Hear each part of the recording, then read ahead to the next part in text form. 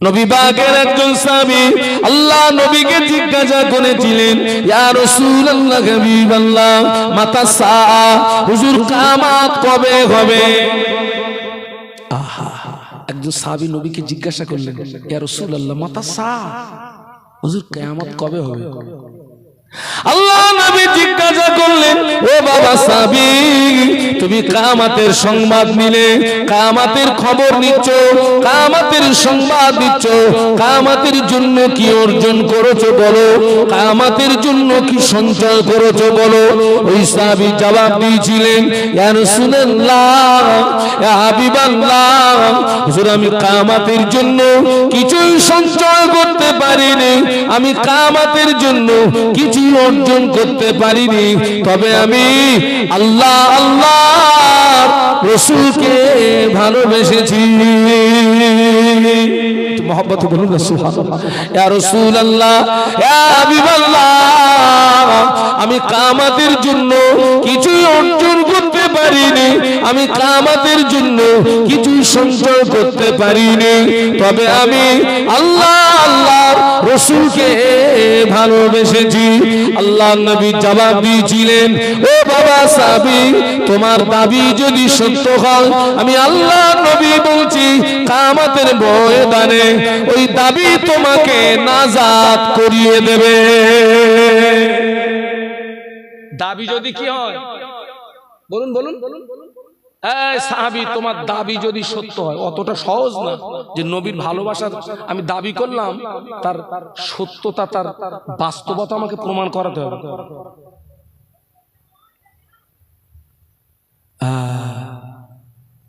মদিনার মসজিদে নববীতে আযান হলো,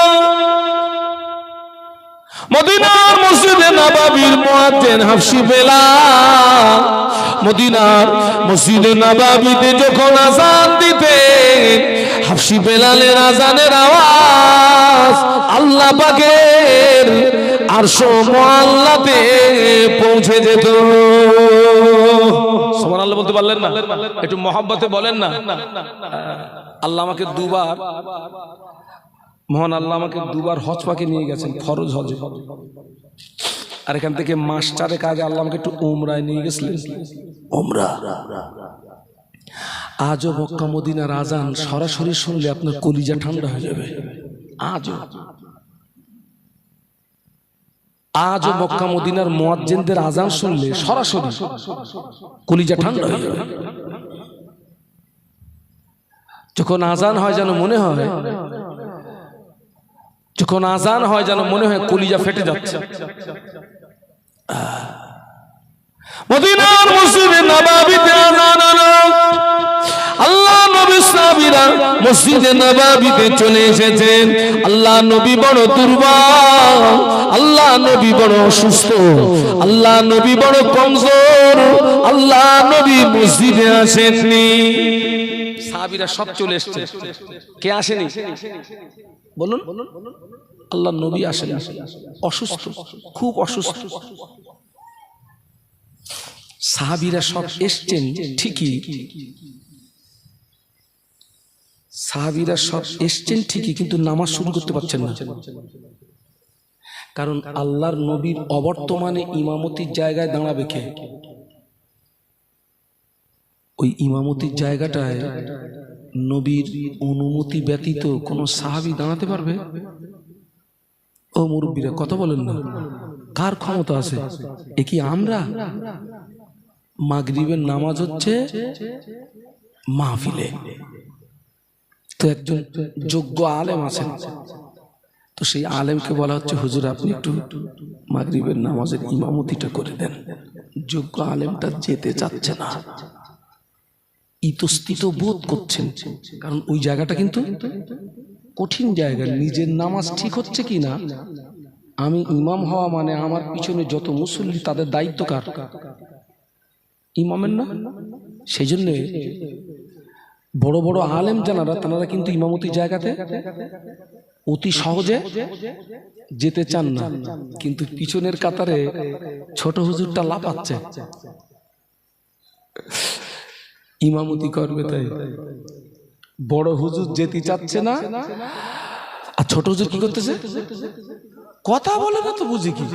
ছোট হুজুর লাপাচ্ছে ইমামতি করবে তাই। সাহাবীরা সব এসছেন, আল্লাহর রাসূল আসছেন। সাহাবীরা এসছেন ঠিকই, কিন্তু নামাজ শুরু করতে পারছেন না। কে যাবে ইমামতির জায়গায়? সাহাবীরা 10 মিনিট 20 মিনিট আধ ঘন্টা ইন্তজার করলেন, অপেক্ষা করলেন, আল্লাহ রাসূলের জন্য আসেননি। হাফসি বেলাল রাদিয়াল্লাহু আনহু আল্লাহ নবীর হুজরা শরীফের ভিতরে চলে গেলেন। আল্লাহ নবীর হুজরা শরীফের ভিতরে চলে গিয়ে আল্লাহ নবীকে সালাম দিলেন। আল্লাহ নবীকে সালাম দিয়ে বললেন, ইয়া রাসূলুল্লাহ, হাবিবাল্লাহ, মানুষেরা নামাজের জন্য ইন্তজার করছে, মানুষেরা নামাজের জন্য অপেক্ষা করছে।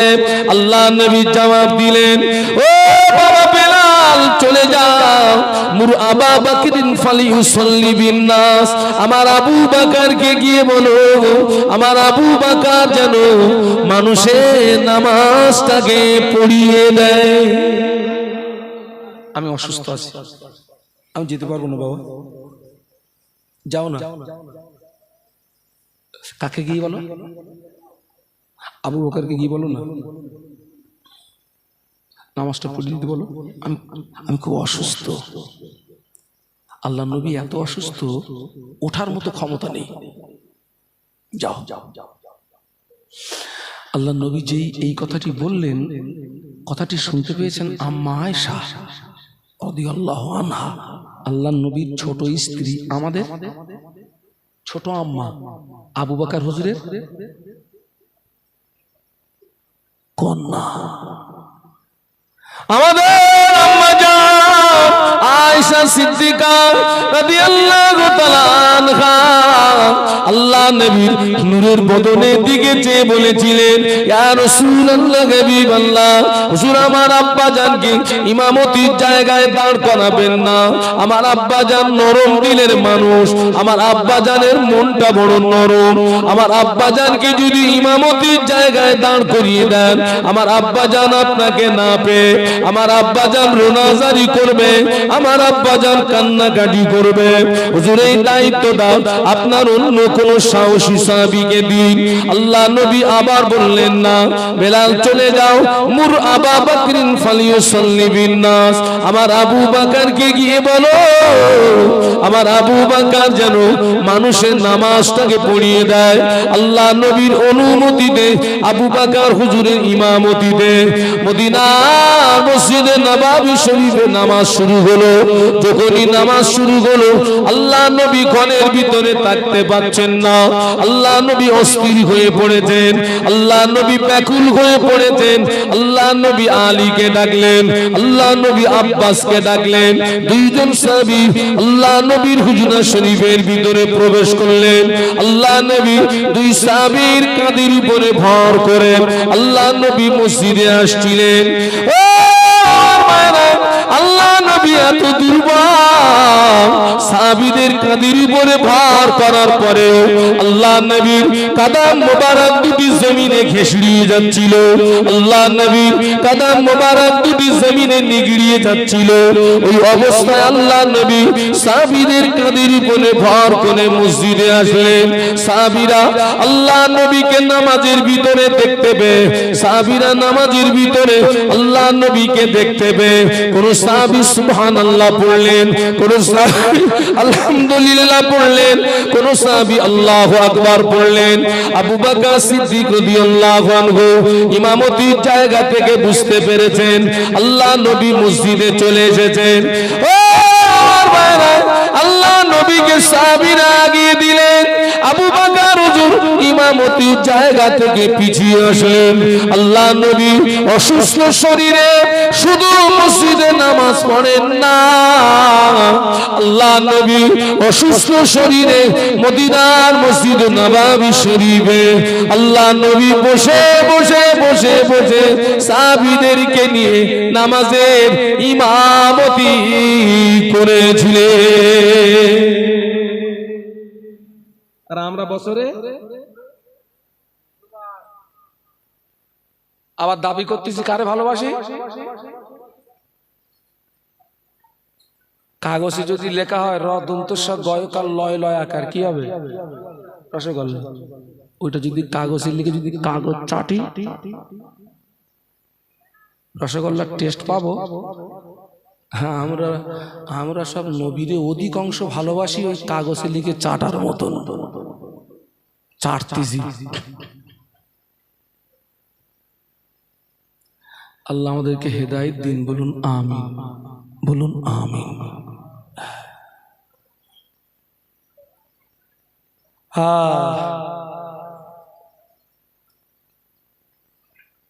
দুবার হজ পাকে গিয়ে মক্কা মদিনার অনেক অনেক দর্শনীয় জায়গা আছে, সেগুলো আমার দেখা হয়নি। এবারে ওমরাতে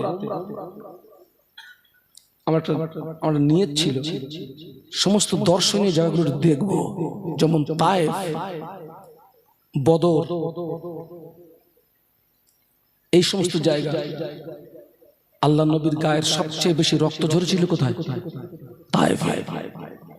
এবারে আল্লাহ আমাকে তায়েফ সফর করালেন, আল্লাহ আমাকে বদর সফর করালেন।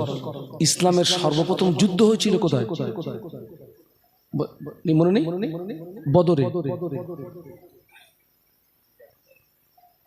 ইসলামের সর্বপ্রথম যুদ্ধ হয়েছিল বদর। আল্লাহ আমাকে সফর করালেন। শহাদায়ে বদরদের মাজার জিয়ারত করলাম, কলিজা ঠান্ডা হয়ে যাবে। শহাদায়ে বদর, শহাদায়ে উহুদ, শহাদায়ে খন্দক, শহাদায়ে সিফফিন।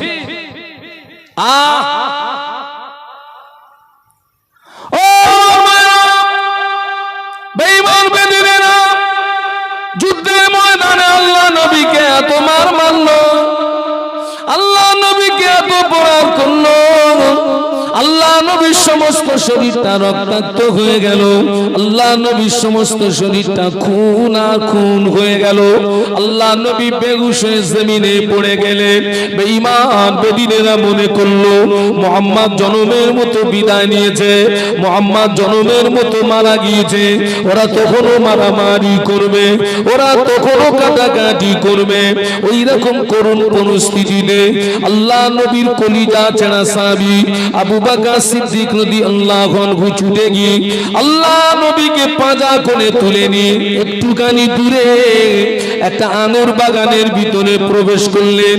আঙুর বাগানের ভিতরে প্রবেশ করে আল্লাহ নবীকে কোলের উপরে বসিয়ে দিলেন। আল্লাহ নবীর মাথা মোবারকটা আবু বকর সিদ্দিক রাদিয়াল্লাহু আনহুর হাতের উপরে। আল্লাহ নবী অসুস্থ, সেন্সলেস, বেহুশ হয়ে গেছেন। এত মার মেরেছে বেঈমানেরা, সেন্সলেস। আবু বকর সিদ্দিক রাদিয়াল্লাহু আনহু আল্লাহ নবীকে নিয়ে একটুখানি দূরে একটা আঙ্গুর বাগান, আল্লাহ সেই আঙ্গুর বাগানটা এবার আমাকে দেখালেন। আল্লাহ নবীকে কোলের উপরে বসিয়ে নিলেন। আল্লাহ নবীর মাথা মোবারকটা আবু বকর হুজুরের হাতের উপরে। আবু বকর সিদ্দিক রাদিয়াল্লাহু আনহু আল্লাহ নবীর নূরের বদনের দিকে চেয়ে চেয়ে দেখছে, বলছে হুজুর একবার আপনি আমার দিকে চেয়ে দেখুন, একবার আমার দিকে তাকান, এখানে আমি আর আপনি ছাড়া কেউ নেই। কে বলছেন? আবু বকর সিদ্দিক রাদিয়াল্লাহু আনহু আল্লাহ নবীকে বলছেন, কিন্তু আল্লাহ নবী তো সেন্সলেস। আবু বকর সিদ্দিক রাদিয়াল্লাহু আনহু টুকরি কেঁদে ফেললেন। আল্লাহ মনে হয় আমার নবীকে আর জীবিত পাবো না, এটাই মনে হয় নবীর সঙ্গে আমার শেষ দেখা। হুজুর সহ্য করতে পারেননি, কাঁদতে লাগলেন। ও রব্বুল আলামিন, আল্লাহ পাক, আমি আবু বকর দোয়া করি, ও তো ইজ্জু মান তাশা ও তো জিল্লু মান তাশা বিয়াদিকাল খায়র। ইজ্জত এবং সম্মানের মালিক তো আপনার কাছে আল্লাহ। তুলিজুল লাইলা ফিন নাহারি ও তুলিজুন নাহারা ফিল লাইল। আল্লাহ আপনি দিনের ভিতর থেকে রাতকে টেনে বার করেন, রাতের ভিতর থেকে দিনকে টেনে বার করেন। ইন্নাল্লাহা ইউহয়ী ওয়া ইউমীত। আল্লাহ আপনি জিন্দাকে মুর্দা বানাতে পারেন, মুর্দাকে জিন্দা বানাতে পারেন।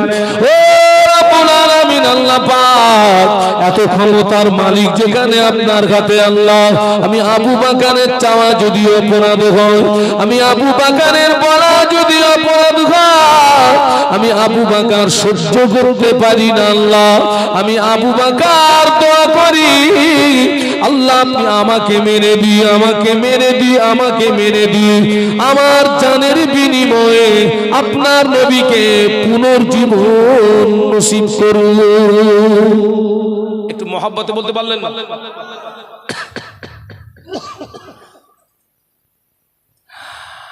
আবু বকর সিদ্দিক রাদিয়াল্লাহু কাঁদছেন আমি মরে যাই আমি মরে গেলে ইসলামের ক্ষতি হবে না কিন্তু আমার নবী যদি এক্ষুনি মারা যান তো ইসলামটা অকালে মৃত্যুর কোলে ঢলে পড়বে আল্লাহ আমি আবু বকর দোয়া চাচ্ছি আমার জানের বিনিময়ে আপনি আপনার নবীকে বাঁচান হুজুর কাঁদছিলেন আল্লাহ নবীর দুফোঁটা চোখের গরম পানি নবীর নূরের বদনে যেই পড়ে গেল আল্লাহ নবী হুঁশ ফিরে পেলেন একটু বলুন সুবহানাল্লাহ একটু মহব্বতে বলেন না আবু বকর সিদ্দিক রাদিয়াল্লাহু আনহু আল্লাহ নবী যেই হুঁশ পেলেন আবু বকরের দিকে চেয়ে চেয়ে দেখছেন আবু বকর সিদ্দিক রাদিয়াল্লাহু আনহু আল্লাহ নবীর একটা পেশানিতে আল্লাহ নবীর পেশানিতে চুমা দিলেন বলছে হুজুর আপনার শারীরিক কোনো কষ্ট হচ্ছে দমের কষ্ট নিঃশ্বাসের কষ্ট আল্লাহ নবী জবাব দিয়েছিলেন ও আবু বকর বাবা আবু বকর আমার দমের কষ্ট হয় কিনা সব কথা পরে খুলে বলবো আগে বলো না সূর্য কি ডুবে গেল নাকি সূর্য কি অস্তমিত গেল নাকি আমি রাসূলুল্লাহর আসরের নামাজটা পড়া হয় নাই একটু সুবহানাল্লাহ বলতে পারলেন না কি বুঝলেন নবী বেহুশ হয়ে পড়েছিলেন হুঁশ ফিরতে আবু বকর হুজুর জিজ্ঞাসা করছে আপনার কোনো কষ্ট হচ্ছে কিনা আর আল্লাহ রাসূল কি বললেন কষ্ট হচ্ছে কিনা পরে বলবেন আগে বলো সূর্য ডুবে গেছে আমার কি করা হয়নি আসরের নামাজটা পড়া হয়নি আবু বকর ইয়া রাসূলুল্লাহ ইয়া হাবিবাল্লাহ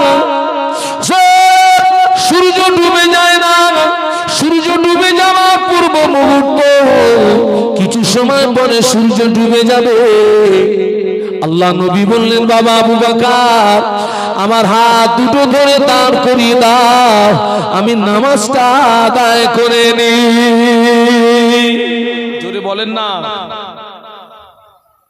আল্লাহ নবী বললেন ও আবু বকর হাত দুটো ধরে দাঁড় করিয়ে দাও আবু বকর সিদ্দিক রাদিয়াল্লাহু আনহু বললেন হুজুর আপনার সমস্ত শরীরটা রক্তাক্ত খুন আর খুন হুজুর আপনি এখন একটু বিশ্রাম করুন মাগরিবের নামাজের পরে নাই নামাজ কাজা পড়ে দেবেন আল্লাহ নবী বললেন না ও আবু বকর বেঈমানেরা আমাকে পাথর দিয়ে মেরেছে বাবা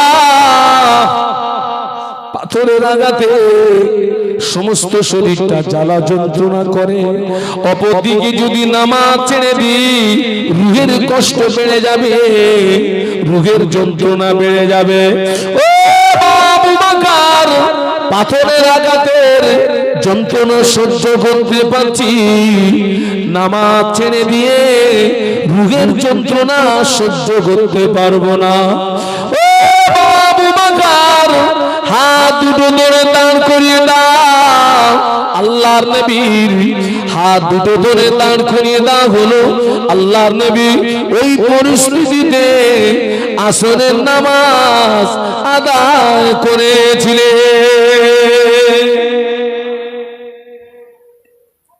মুসলমানের ছেলে তুমি কি করতেছো সাপ্তাহিক জুমার নামাজটাও পড়ো না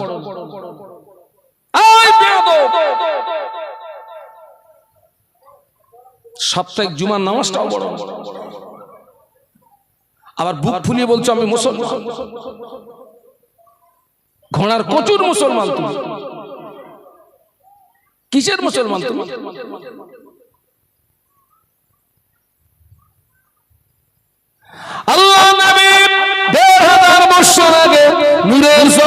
বলে গেলেন, মান তারাকা সালাসা জুমাতিন মিন গায়রি উযরিন কুতিবা মিনাল মুনাফিকিন।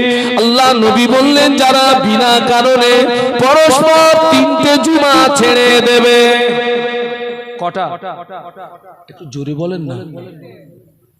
যে ব্যক্তি বিনা কারণে বিনা ওজনে পরস্পর 3টে জুমা ছেড়ে দেবে, ওই ব্যক্তির নাম মুসলমানের খাতা থেকে কেটে মুনাফিকের খাতায় লেখা হয়। নাউজুবিল্লাহ বলুন। মুনাফিকের ঠিকানা কোথায়? আল্লাহর কোরআন সাক্ষী দিয়েছে, ইন্নাল মুনাফিকিনা ফিদ দারকিল আসফালি মিনান নার। মুনাফিকের ঠিকানা হলো জাহান্নামের নিম্নতম স্থান। কোথায়? জাহান্নামের নিম্নতম স্থান। নিম্নতম স্থান মানে একেবারে তারটা সারা।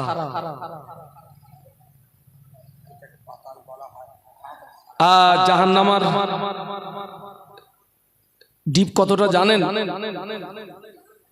চলুন একটু মদিনা শরীফ থেকে ঘুরে আসি। আপনাদের মদিনাতে যেতে মন চায় না? চায় না? চলুন তো একটু ঘুরে আসি। দরুদ শরীফ আল্লাহুম্মা জোরে জোরে পড়ে, জোরে জোরে পড়ে।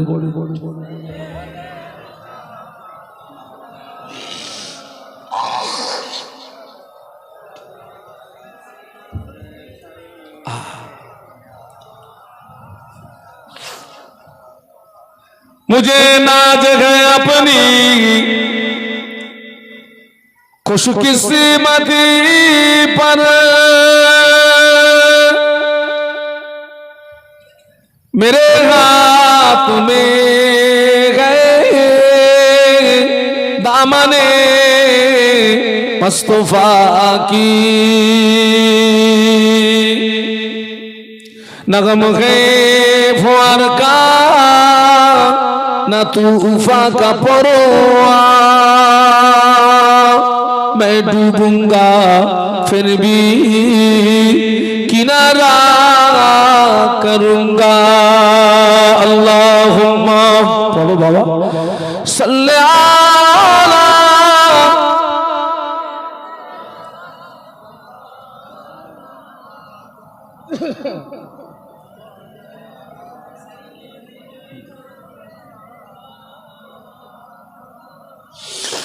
गुलामे मोहम्मद को मैं क्या डर है मुझको, गुलामे में उनकी गुजारा करूंगा। अजल से पड़ा हूँ मैं कदमों में उनकी, जुदाई न किसी गवारा करूंगा। अल्लाहुम्मा पढ़ो बाबा सल्ले आला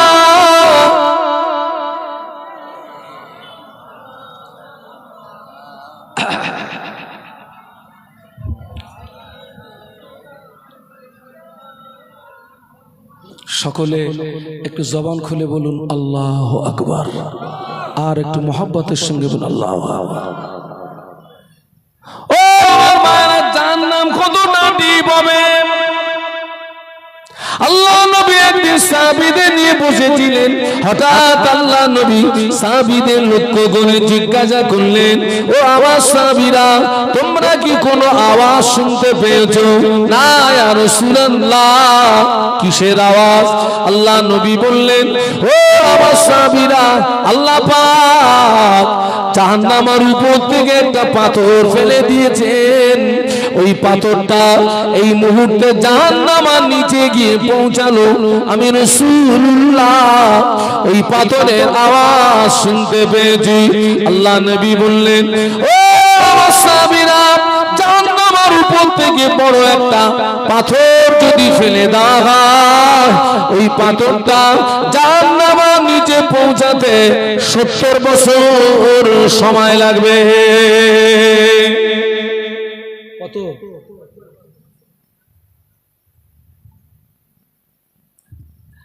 যারা বিনা কারণে পরস্পর 3টে জুমা ছেড়ে দেবে, ওদের ঠিকানা হবে ওই কোথায়?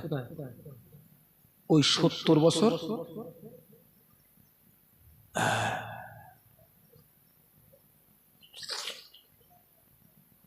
আল্লাহ আল্লাহ আমার সোনার ছেলেদেরকে হেদায়েত দেন, বলুন আল্লাহুম্মা আমিন। আল্লাহ হেদায়েত দেন। আর একদল মুসলমান আছে জুমার নামাজ পড়ে ঠিকই, কিন্তু ওদের ভিতরে আবার দুটো দল। এক দল তো আছে টোটাল, বলুন বলুন, পড়ে না। আর আরেক দল আছে নামাজ পড়ে, কিন্তু ওর ভিতরে আবার জুমার দিনে টোটালে 22 রাকাত নামাজ। কত? 2 রাকাত নামাজ হলো তাহিয়াতুল উযুর নামাজ, 2 রাকাত নামাজ তাহিয়াতুল মসজিদের নামাজ, 4 রাকাত নামাজ ক্বাবলাল জুমার নামাজ, 2 রাকাত নামাজ ফরজ নামাজ, 4 রাকাত নামাজ বাদাল জুমার নামাজ, 4 রাকাত নামাজ আখিরি যোহরের নামাজ, 2 রাকাত নামাজ সুন্নাতুল ওয়াক্তের নামাজ, 2 রাকাত নামাজ নফল নামাজ।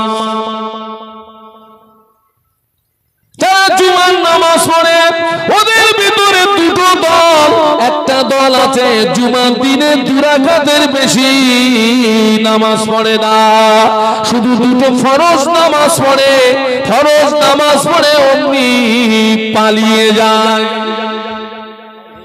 আছে না নেই? আপনাদের মসজিদ কোথায়?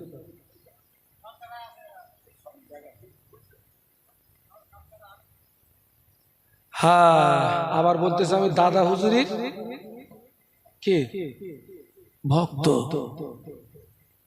আমার দাদা হুজুর কি 2 রাকাত পড়ে মসজিদে পালিয়েছে? আরে কথা বলেন না কেন? 5 হুজুর কি 2 রাকাত ফরজ পড়ে পালিয়েছে? তাহলে আমরা দাদা হুজুরির ভক্ত 2 রাকাত পড়ে পালাচ্ছি, মানে তুমিও কাগজে লিখে ছাড়তেছো না? দাদা হুজুর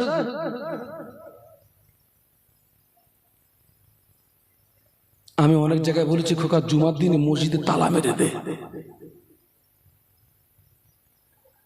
তালা মারতে বলেছি ওই সময় যখন দেখবি যে টোটাল লোক সব মসজিদে ঢুকে গেছে, এইবার তালা মারা। কেন মার? না, আমি তার একটা কারণ দেখিয়েছি। আমাদের সঙ্গে জুমার দিনে আমাদের ছোট ছোট ছেলেদেরকে মসজিদে নিয়ে যাই না, ছোট ছোট ছেলেদের হাত ধরে নিয়ে যাই না, চল বাবা চল। ওই ছোট্ট ছেলেটা দেখতেছে ওর বাপ 2 রাকাত পড়ে পালাচ্ছে, চাচা 2 রাকাত পড়ে পালাচ্ছে, দাদু 2 রাকাত পড়ে পালাচ্ছে। তাহলে ওই ছেলেটা আমাদের দেখে শিখছে যে জুমার দিনে মনে হয় 2 রাকাতের বেশি আর। ওই জন্য বলেছি তালা মেরে দে, টোটাল পড়বি তারপর তালা খুলবো। একজন বলতেছে হুজুর তালা মারলে যদি পেশাব লাগে, তার মানে ওর ভিতর দিয়েও কিন্তু বেরোবার কি রাস্তা করতেছে। হুজুর যদি পেশাব লাগে, আমাদের জীবন তো ক্ষয় করে ফেলেছি, অন্তত আমাদের ওই সোনার টুকরাদের জীবনটা জানো নষ্ট নয়। তাই এত হুজুর নামাজ পড়ে না, যেটা আমরা সপ্তাহে একদিন পড়ি তো নাকি? এই নামাজটার কত গুরুত্ব দেখেন। আল্লাহ নবী মেরাজের রাতে আল্লাহ পাক আমাদের নবীকে জান্নাত দেখিয়েছিলেন। সুবহানাল্লাহ বলবেন না? বাড়ি গিয়ে বলবেন নাকি? একটু মহব্বতে বলেন করে তাকবীর দেন তো, নারে তাকবীর। আহারে আমার পূর্ব মেদিনীপুর আর পশ্চিম মেদিনীপুর আমার টাইম থাকে ফজরের নামাজের পরে উঠি আমি। কখন বলেছি? ফজরের পরে উঠি আর 9টা সাড়ে 9টা পর্যন্ত চালাই। তো অনেকে বলে হুজুর তখন কি লোক থাকে? তুই আমার সঙ্গে চল। সারা রাতে যা লোক না পাবেন তার চেয়ে বেশি লোক পাওয়া যাবে ফজরের নামাজ পড়ে। আল্লাহ পাকের শান। এবং তাদের চিৎকার দেখলে যদি একবার বলি যে বলুন সুবহানাল্লাহ, এত জোরে সুবহানাল্লাহ বলতে হুজুর লাভ হবে। একটু মহব্বতে বলুন না সুবহানাল্লাহ। তাকবীর দেন তো, নারায়ে তাকবীর। আরো জোরে বলুন নারায়ে তাকবীর। আল্লাহ নবীকে আল্লাহ পাক জান্নাত দেখিয়েছিলেন। আল্লাহ নবী জান্নাত পরিদর্শন করছেন, নবীর সঙ্গে ফেরেশতা জিবরাইল আমিন আলাইহিস সালাম ছিলেন। আল্লাহ নবী জান্নাতের ভিতরে পরিদর্শন করছেন, কিন্তু আল্লাহ নবীর আগে আগে একটি মানুষের পায়ের আওয়াজ শুনতে পাওয়া যায়, কিন্তু মানুষ দেখতে পাওয়া যায় না। আল্লাহ নবী জিজ্ঞাসা করলেন, ইয়া আখি জিবরাইল, ও জিবরাইল আসসালাম, এই আওয়াজটা কিসের আওয়াজ? ফেরেশতা জিবরাইল আমিন আলাইহিস সালাম বলেছিলেন, ইয়া রাসূলুল্লাহ হাবিবাল্লাহ, এই আওয়াজটা অন্য কোনো আওয়াজ না, এই আওয়াজটা হলো আপনার হাফসি বেলালের পায়ের আওয়াজ। আল্লাহ নবী বললেন, ভাই জিবরাইল, বেলালকে তো আমি দুনিয়ায় দেখে এসেছি। কোথায়? পায়ের আওয়াজ জান্নাতে। আল্লাহ নবী একদিন বেলালকে ডাকলেন, ও বেলাল, কি ইবাদত করো বাবা, কি আমল করো বাবা? আমি রাসূলুল্লাহ জান্নাতের ভিতরে তোমার পায়ের আওয়াজ শুনতে পেয়েছি। বেলাল রাদিয়াল্লাহু আনহু বলেছিলেন, ইয়া রাসূলুল্লাহ হাবিবাল্লাহ, আমি তেমন কোনো ইবাদত করতে পারি না, আমি তেমন কোনো আমল করতে পারি না, তবে আমি সর্বক্ষণ পবিত্র হালাতে থাকার চেষ্টা করি। আল্লাহ কোরআনে বলেছেন, ইন্নাল্লাহা ইউহিব্বুত তাওয়াবিনা ওয়া ইউহিব্বুল মুতাতাহহিরিন। আল্লাহ পাক তওবাকারীকে বড় ভালোবাসেন, আল্লাহ পাক পবিত্রতা অর্জনকারীকে বড় ভালোবাসেন।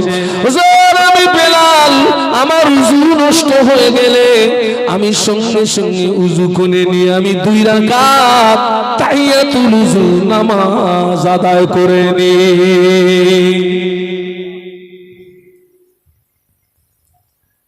হ্যাঁ, আপনাদেরকে সৎ পরামর্শ দিচ্ছি, খবরদার যেন 2 রাকাত ফরজ পড়ে চলে যাবেন না।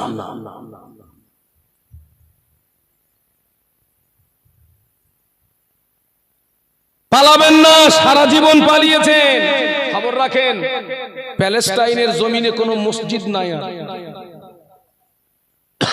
টোটাল মসজিদগুলোকে ইসরায়েলি সেনারা সব কি করেছে বলুন?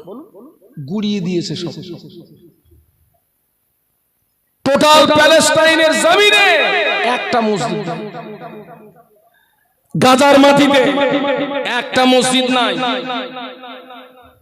আজকে আমার বাবরি মসজিদ চলে গেল, পাবেন আর পাবেন? আরে কথা বলেন না কেন মিয়া, পাবে না? বাবরি চলে গেছে, জনমের মতো বিদায় নিয়ে চলে গেছে, আর পাবেন না। হ্যাঁ, আল্লাহ নবীর স্বভাব ছিল, আল্লাহ রাসূল মদিনার মসজিদে নববীতে ওই ফজরের 2 রাকাত ফরজ নামাজ পড়ার পরে সাহাবীদেরকে নিয়ে নসিহত করতেন।